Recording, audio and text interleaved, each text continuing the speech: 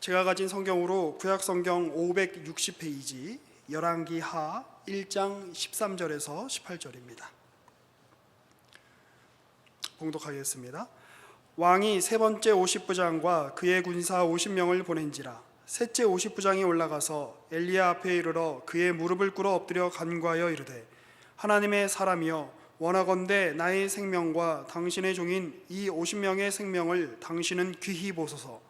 불이 하늘에서 내려와 전번에 50부장 둘과 그의 군사 50명을 살랐거니와 나의 생명을 당신은 귀히 보소서 하매, 여호와의 사자가 엘리야에게 이르되, 너는 그를 두려워하지 말고 함께 내려가라 하신지라.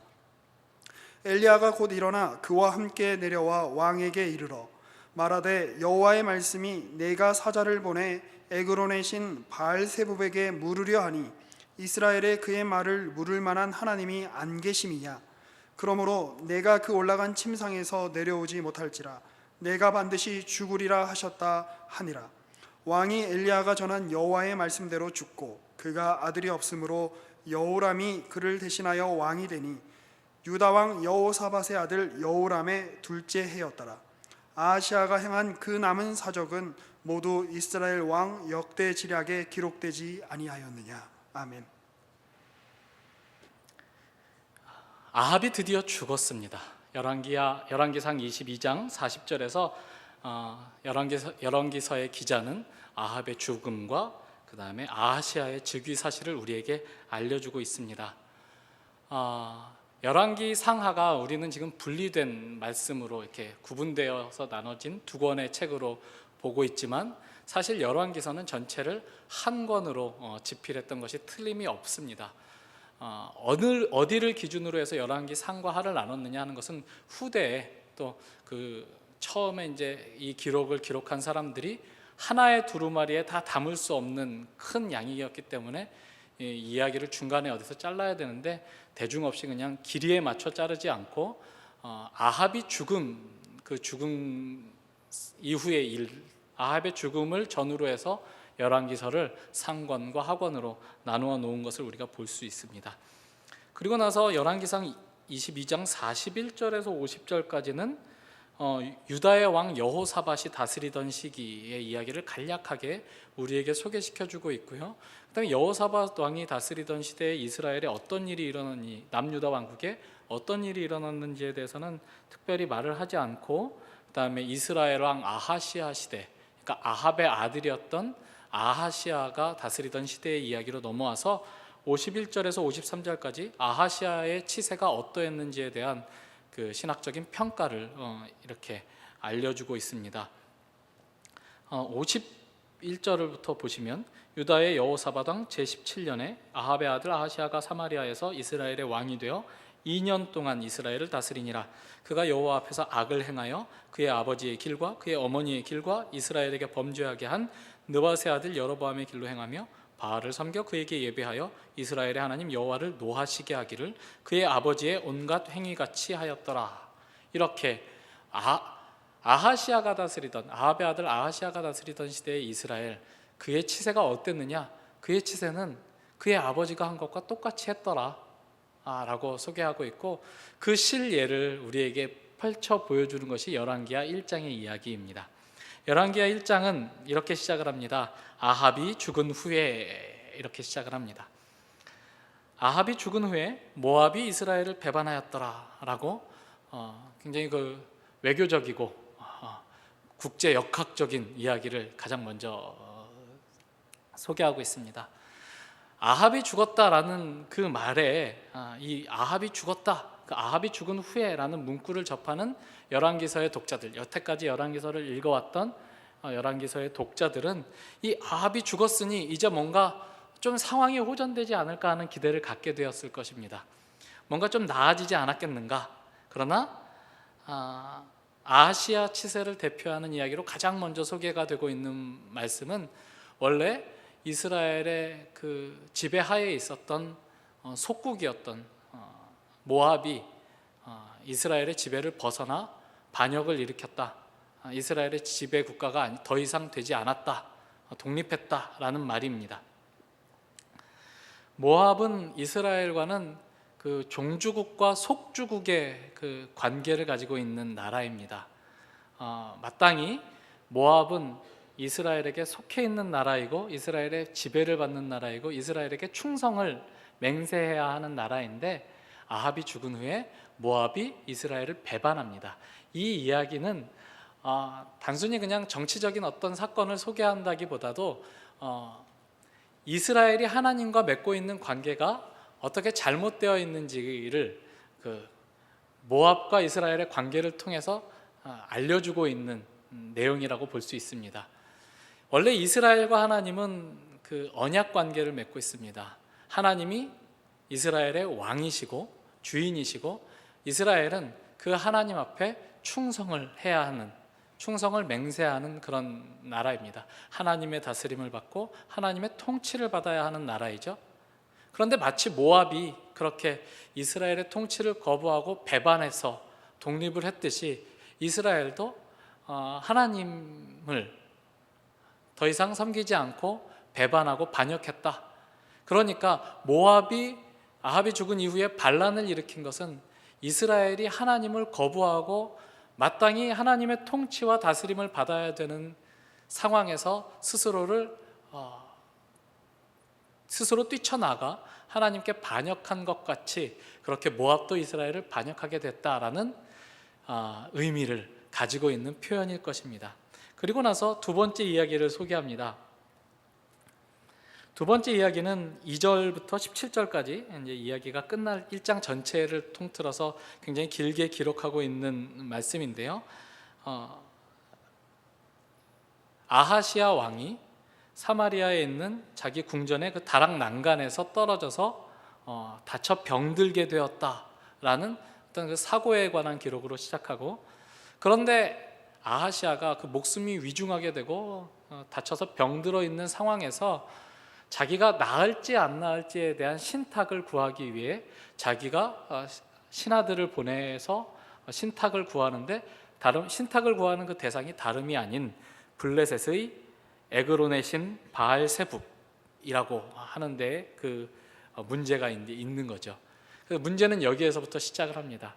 아하시아가 난간에서 떨어져 크게 다치고 병들어 위중하게 되었는데 자기가 나아야 되겠다. 근데 내가 나을지 말지를 확인하기 위해서 신탁을 구하는 대상이 바알세붑이었다. 이렇게 이야기하고 있는 것입니다. 바알세붑은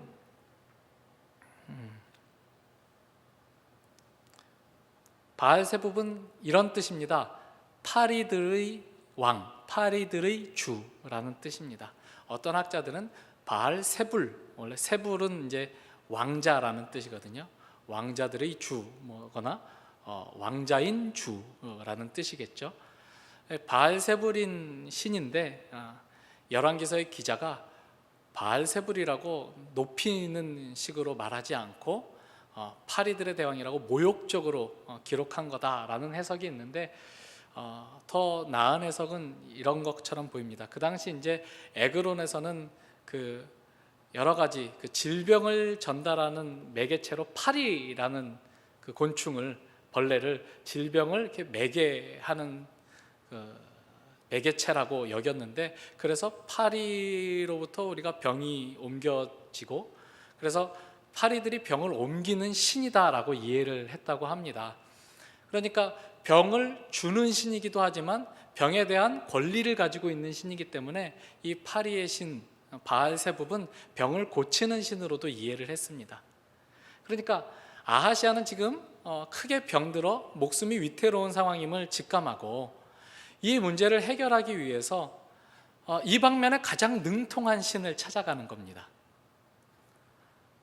에그론에 있는 그 블레셋 사람들이 살고 있는 에그론이라는 도시에는 바알세붑, 파리들의 왕 우상을 섬기는데 그 우상은 질병을 주관하는 신이라더라. 그러니 내 신하들아, 얼른 그 질병을 주관하는 신에게 가서 내가 나을지 안 나을지 확인해서 나에게 알려다오 라고 이제 신탁을 구하게 되는 것입니다.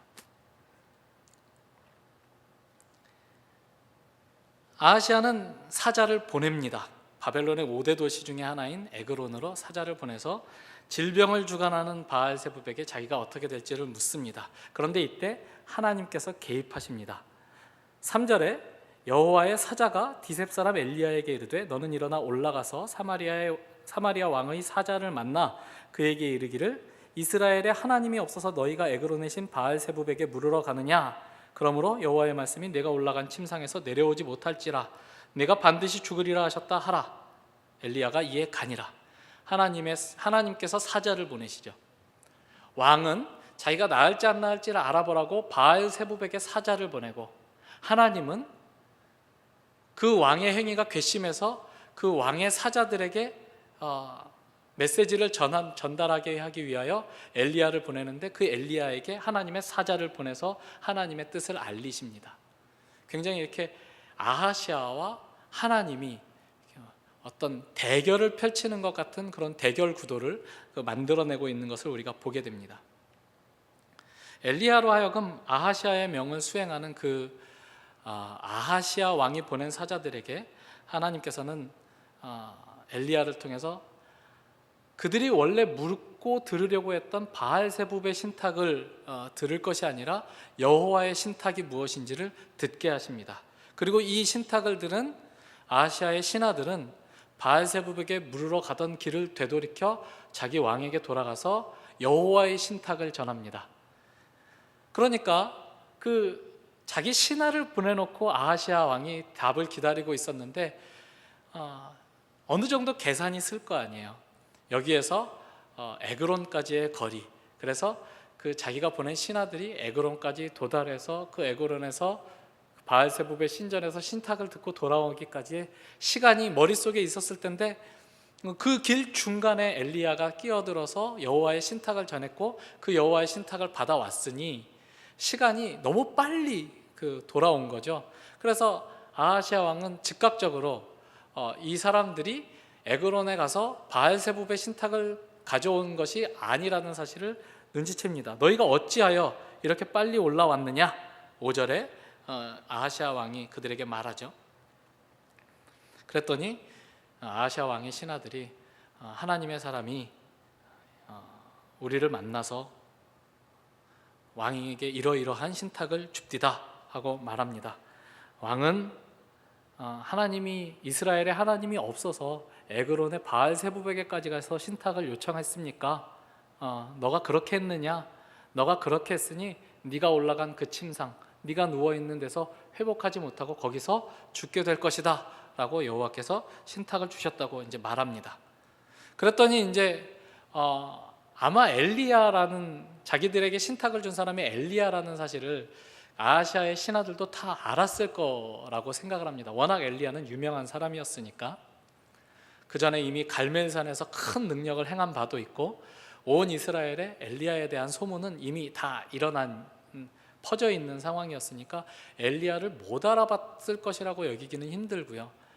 다만 아하시아가 아합의 아들이고 아합의 성정을 그대로 이어받은 사람이기 때문에 엘리야를 증오하고 미워했었던 것을 두려워하여 엘리야로부터 우리가 신탁을 받아 왔습니다라고 말하면 그 정치적인 위협, 또 그 신체적인 어떤 위협을 받게 될까봐 걱정해서 어떤 사람이라고 애둘러 표현했었던 것 같습니다. 그러나 아하시아 왕은 그가 누구냐라고 꼬치꼬치 캐묻게 되고 어떤 모양이었느냐라고 묻게 됩니다.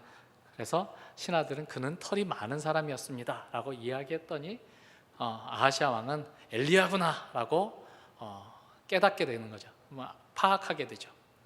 그래서 이 엘리야라는 사실을 알게 된 아하시아가 취한 조치가 무엇이냐면 9절에 이에 50부장과 그의 군사 50명을 엘리야에게로 보내매 이렇게 말합니다. 너희가 엘리야를 어디서 만났느냐? 어디쯤에서 만났습니다. 그럼 그곳 어딘가에 아직 엘리야가 있을 것이다 라고 파악을 했겠죠. 그래서 군대 50부장과 군사 50명을 딸려서 엘리야에게 보냅니다. 그 다음에 이제 그 아하시아의 보냄을 받은 50부장과 엘리야의 대화가 나오는데요. 9절 그 뒷부분에 그가 엘리야에게 이르되 하나님의 사람이여 왕의 말씀이 내려오라 하셨나이다. 우리말 성경에는 이렇게 되어 있으니까 굉장히 정중하게 왕이 내려오라, 내게로 오라라고 명령하셨고, 그 명령을 수행하기 위해 나는 왔으니까 얼른 내려오십시오. 저희가 모시고 가겠습니다. 뭐 이렇게 말하는 것처럼 꼭 보이지만 굉장히 강압적이고 무례하게 말했던 것으로 보입니다. 왕의 말씀이 내려오라 하셨나이다 라는 말은 우리식으로 사극적으로 표현을 하자면 어명이요, 오라를 받으시오, 이런 뜻입니다. 지금 아하시아가 보낸 사람은 자기의 신하거나 자기의 명을 수행하는 자기의 비서거나 하는 사람이 아니라 군사였습니다. 왕의 친위대였고 왕의 명령에 복종하는, 왕의 명령만을 복종하는 왕이 다스리는 군대였죠. 그러니까 굉장히 강압적인, 군사를 보냈다는 사실만으로도 굉장히 적대적인 형태를 띠고 50부장과 50명의 군사들이 엘리야를 만난 것입니다. 50부장은 이렇게 얘기합니다. 하나님의 사람이여 라고 이야기합니다. 그러나 이것도 굉장히 경멸적인 어조였을 것입니다. 당신이 하나님의 사람입니까? 네가 하나님의 사람이냐? 하나님의 사람이고 나발이고 내려와서 어명을 받들어 오라를 받으라, 이런 뉘앙스가 깔려 있는 것이죠. 이 위협에 대해서 엘리야는 이렇게 답합니다. 왕의 명령을 듣고 내려오라고? 너희가 나를 지금 하나님의 사람이라고 했지 않느냐?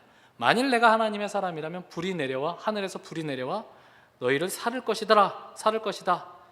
이렇게 말하니, 하늘에서 불이 내려올 것이다 말을 하니, 하늘에서 곧 불이 내려와서 50부장과 그의 군사 50명을 살라버립니다. 첫 번째 보냈던 사람이 돌아오지 않고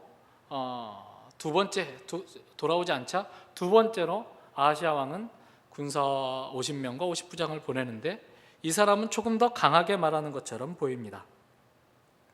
11절에 왕이 다시 다른 50부장과 그의 군사 50명을 엘리야에게로 보내니 그가 엘리야에게 말하여 이르되 하나님의 사람이여 왕의 말씀이 속히 내려오라 하셨나이다. 아까도 제가 설명해 드렸던 그 뉘앙스로 다시 고쳐서 읽어보면, 당신이 하나님의 사람이냐? 네가 하나님의 사람이건 나발이건 내려와서 왕의 명령을 받아라. 얼른 내려와라. 속히 내려와라. 잡으러 올라가기 전에 네가 알아서 내려와라. 이런 뜻이겠죠.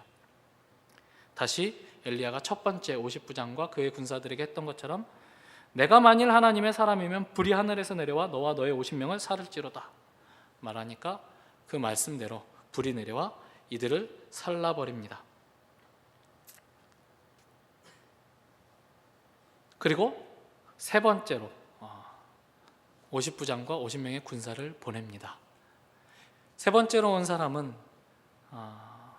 앞에서 온 사람들의 소식을 들었던 것 같고, 그렇게 이 세 번째 50부장이 앞에서 왔었던 사람들의 소식을 들었다면 아마 아하시아 왕도 그 앞전에 그가 보냈던 50부장과 50명의 군인들에게 어떤 일이 일어났었는지를 다 알고 있었을 텐데도 불구하고 전혀 고개를 숙이고 회개하지 않고 다시 세 번째로 50부장과 50명의 군인들을 보냅니다. 아마 얼마든지라도 보냈을 것입니다. 그러나 이 세 번째 50부장은 즉각적으로 자신이 취해야 될 자세가 무엇인지를 깨달았던 것 같습니다. 이 사람은 오자마자 엘리야 앞에 이르러 그의 무릎을 꿇어 엎드려 간구합니다. 13절에 이렇게 나오죠. 왕이 세 번째 50부장과 그의 군사 50명을 보낸지라 셋째 50부장이 올라가서 엘리야 앞에 이르러 그의 무릎을 꿇어 엎드려 간구하여 이르되 하나님의 사람이여 원하건대 나의 생명과 당신의 종인 이 50명의 생명을 당신은 귀히 보소서.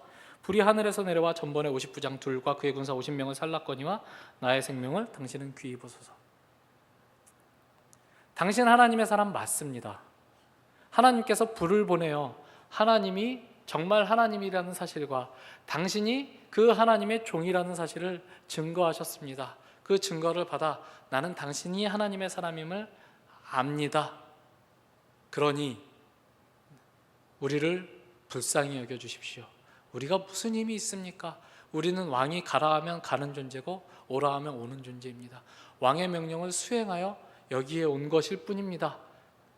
우리의 생명을 귀히 보소서. 그 전에 50부장들은 왕을 등에 업고 왕명을 행사하기 위해 하나님의 사람을 업신여기고, 당신이 하나님의 사람인 것은 아무 고려 대상이 되지 않다, 단지 왕이 나에게 당신을 잡아오라고 말했으니까 오라를 받아 묶여서 우리를 따라오라 라고 강압적으로 나가왔던 것이고, 이 세 번째 50부장은 그렇게 나갈 수 없는 존재 앞에 자기가 섰음을 깨달은 겁니다. 만일 그가 그 전에 50부장처럼 굴었다면 반드시 같은 일이 되풀이 되었을 것입니다. 그러나 그는 하나님의 권위 앞에 자기의 머리를 조아렸고 간구했습니다. 그때가 되어서야 하나님은 엘리야에게 이렇게 말씀하십니다. 여호와의 사자가 엘리야에게 이르되, 이 여호와의 사자는 앞전에 그 아하시아가 파견한 사신단들에게 이러이러한 명령을 전하라라고 신탁을 주었던 그 여호와의 사자죠. 여호와의 사자가 엘리야에게 이르되 너는 그를 두려워하지 말고 함께 내려가라. 그래서 내려가 그들과 함께 왕에게 가서 왕에게 더 직접적으로 하나님께서 엘리야를 통해서 주시는 그 신탁을 전하고, 하나님의 말씀대로 왕은 일어나지 못하고 그 침상에서 죽게 되었다라고 그 1장의 이야기가 마무리되고 있습니다. 하늘에서 내려온 불은 엘리야가 하나님의 사람이라는 것과 그 엘리야가 대표하고 있는 하나님이 온 이스라엘의 참된 신이라는 사실을 증거하는 불이었습니다. 지금 이야기에서 이 이야기들 속에서 아하시아는 전면에 등장하지 않고 막후에 있습니다. 자기 침상에 누워서 계속해서 사람들을 보낼 뿐입니다. 또한 하나님도 막후에 계십니다. 막후에 계셔서 하나님의 사자를 통해서 하나님의 사람을 통해 그 사람들을 만나고 일합니다. 이 둘이, 아하시아와 하나님이 대리자들을 통해서 대결하고 있는 것처럼 보입니다. 아하시아의 대리자들은 하나님의 권위를 인정하지 않는 사람들이고, 그 하나님의 권위를 대행하는 선지자 엘리야를 적대시하고 이끌어가고 그의 입을 닫아버려서 하나님의 말씀이 들리지 않게 하려는 시도를 했던 아하시아의 수족과 같은 존재들이었습니다. 그러니 그들에게 심판이 내려졌던 것은 너무나 결과론적으로 당연한 결과였을 것입니다. 그러나 한편 엘리야의 편에서 이 이야기들을 보면 엘리야가 왜 굳이 그들에게 불을 내려서 50부장과 50명의 군사들이 두 번이나, 그래서 102명의 사람들이 죽었어야 했는가라는 사실을 한번 이렇게 생각해 보지 않을 수가 없습니다. 그렇게 이렇게 불이 내려와서 타는 것 말고, 타 죽는 것 말고 다른 방법은 없었을까? 왜 그렇게 했을까?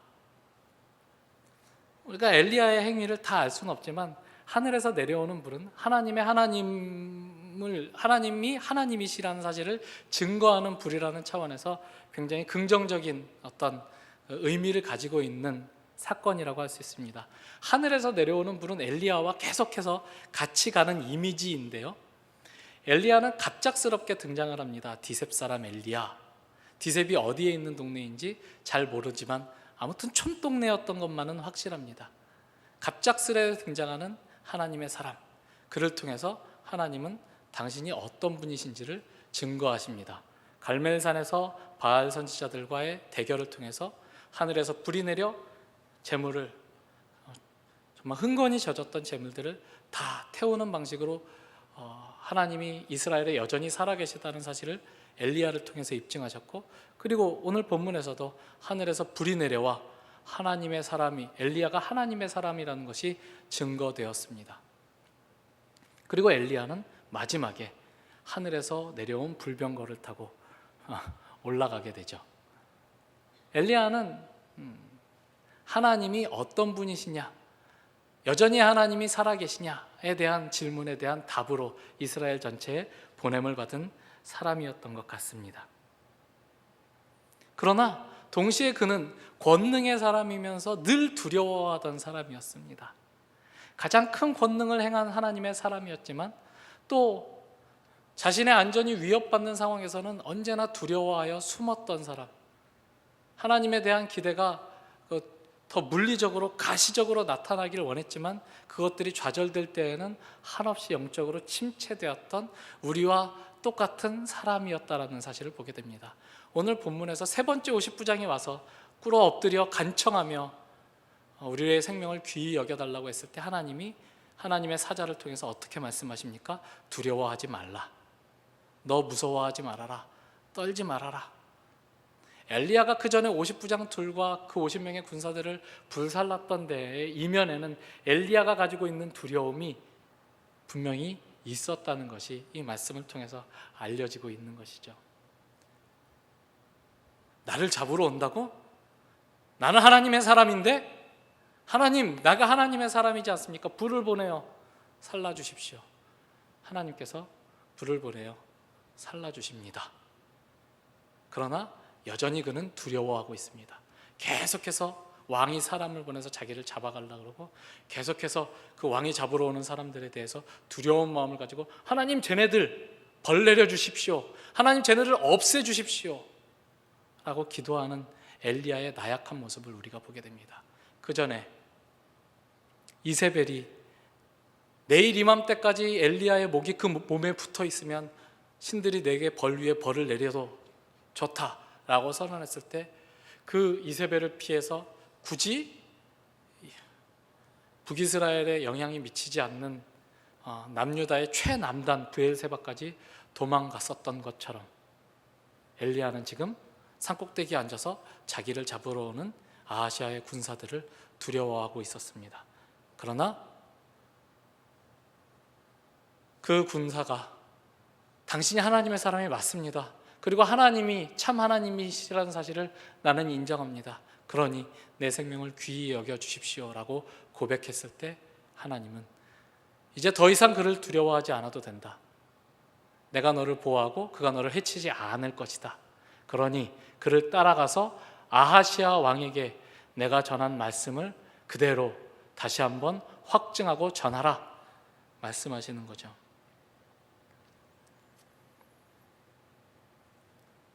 엘리야는 굉장히 큰 능력을 이스라엘에 펼친 능력의 선지자이기도 하지만 동시에 늘 두려워 떠는 사람입니다. 엘리야의 정체성은 거기에서 찾을 수 있습니다. 가장 큰 능력을 행하고 가장 놀라운 기적들로 이스라엘 전체에 하나님이 여전히 살아계시다, 아직도 하나님이 왕이시다, 하나님은 원하시면 언제든지 불을 내려서 심판하실 수 있는 하나님이다 를 전하는 사람이지만 동시에 위협 앞에 나약한 인물이었습니다. 이것이 엘리야의 정체성이고 하나님의 사람들의 정체성이죠. 하나님의 사람들은 언제나 세상 속에 둘러싸여 있는, 세상적인 관점에서 보자면 언제나 약자의 위치에 서 있는 사람들입니다. 그렇다면 왜 하나님은 물리적으로 이 세상을 뒤집어서 하나님의 사람들이 가장 높은 권력과 권세를 쥐게 하시지 않는 것일까요? 하나님이 힘이 없어서가 아니라 하나님이 아직 은혜를 베풀고 있기 때문이라고 성경은 말합니다. 우리가 지난주에 강선 목사님이 그 나봇의 포도원 사건을 이야기하시면서 주셨던 교훈을 기억하고 있을 것입니다. 하나님이 은혜를 베푸시는 동안 하나님의 사람들은 하나님이 악인들에게 은혜를 베푸시느라고 그 악인들이 저지르는 악의 파편을 맞는 일이 분명히 있다라고 우리에게 말씀해 주셨습니다.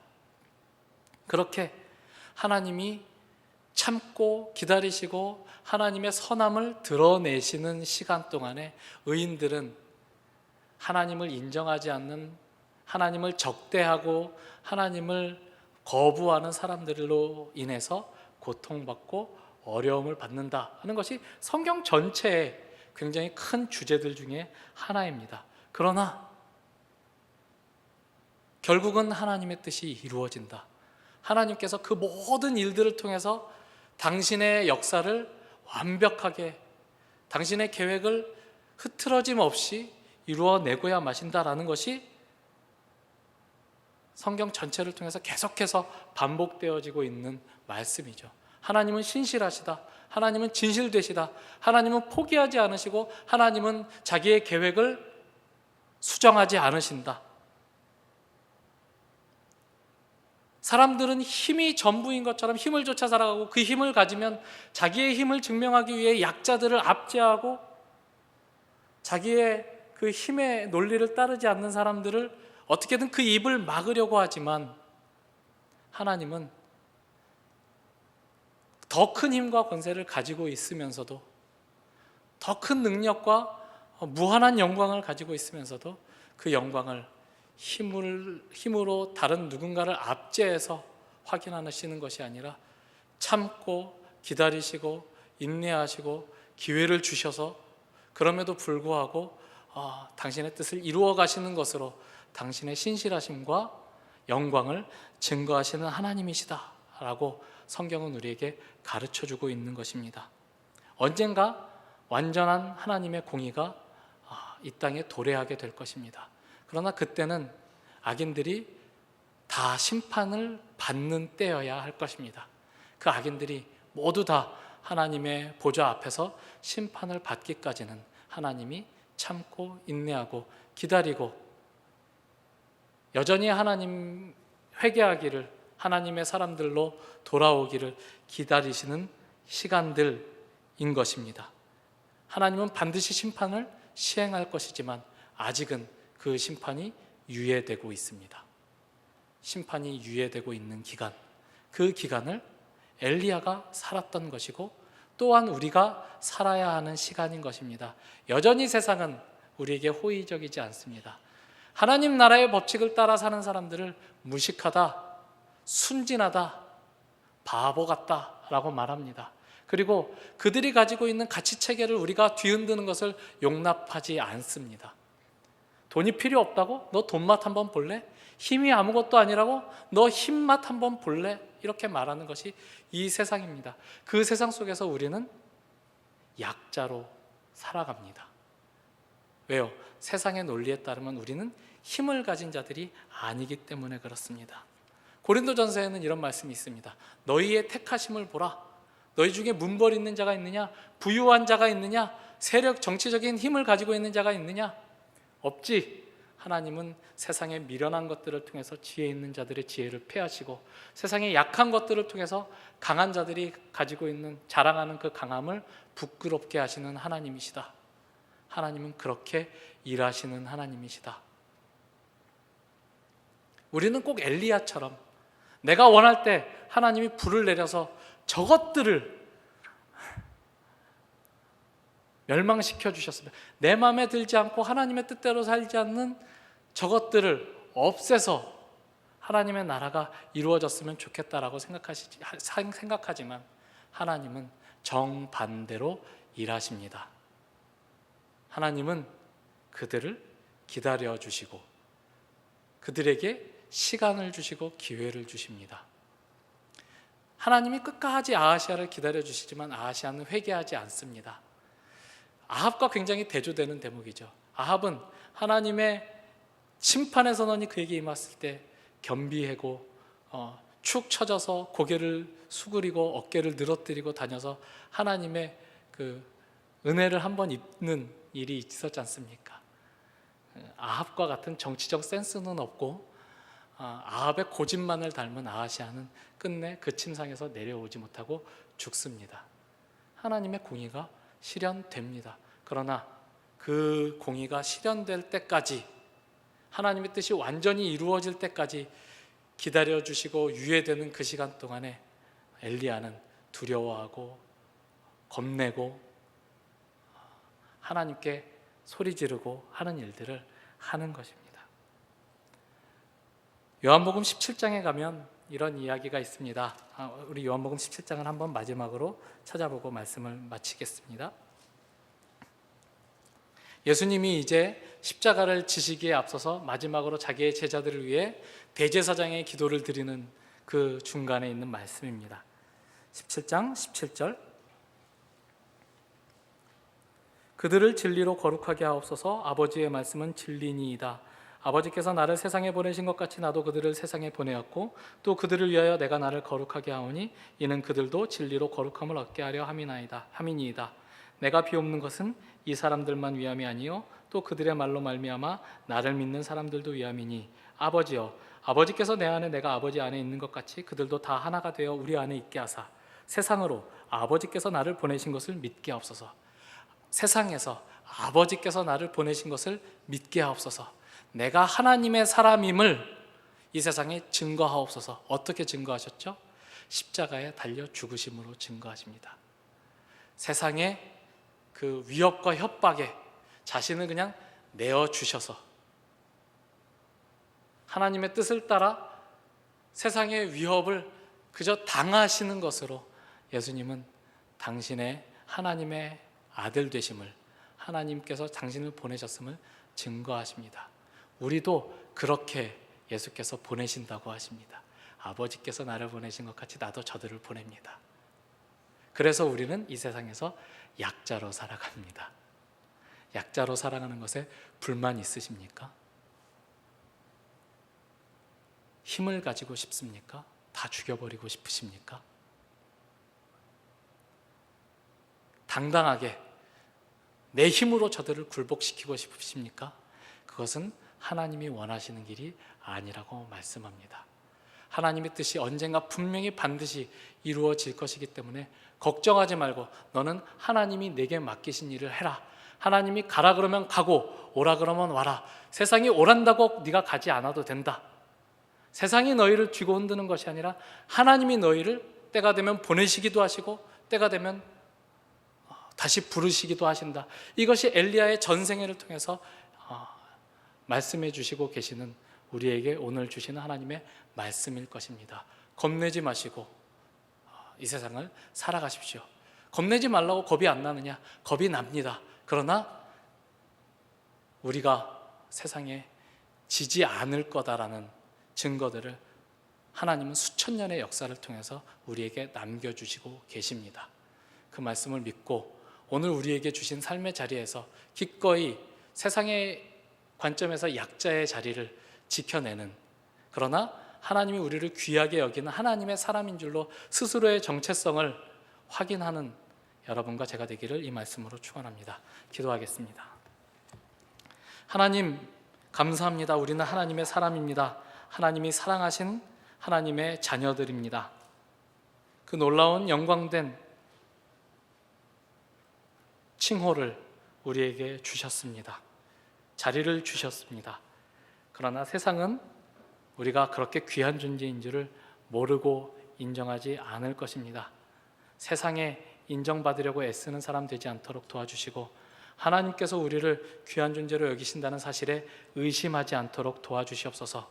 이 세상에서 하나님의 자녀로 사는 것이 얼마나 영광된 것인지를 확인하는 때가 있음을 믿고 기다릴 줄 아는 믿음을 허락하여 주시옵소서. 예수님의 이름으로 기도합니다. 아멘.